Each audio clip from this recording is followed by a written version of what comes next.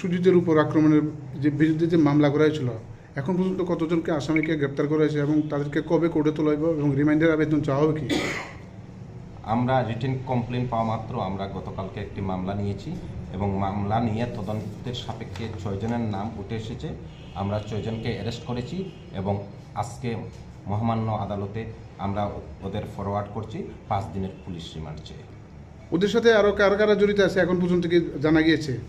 এখন পর্যন্ত 6 জনের নাম এসেছে। আমরা 6 জনকেই গ্রেফতার করতে সক্ষম হয়েছি এবং তাদেরকে রিমান্ডে আনে বাকি কারা জড়িত আছে আমরা তাদেরকে অবশ্যই অ্যারেস্ট করব।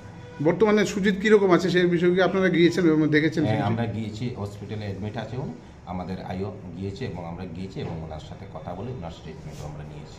কোন কোন জায়গায় আঘাত করা হয়েছে সেটা কি দেখেছেন আপনারা? ওনার পিঠে এবং শরীরের বিভিন্ন অংশে আঘাত রয়েছে। অস্ত্রগুলি উদ্ধার হয়েছে কি? রিমান্ডে এনে তারপর আমরা অস্ত্রগুলি বা যা যা উদ্ধার করব এবং ইনভেস্টিগেশন চলছে।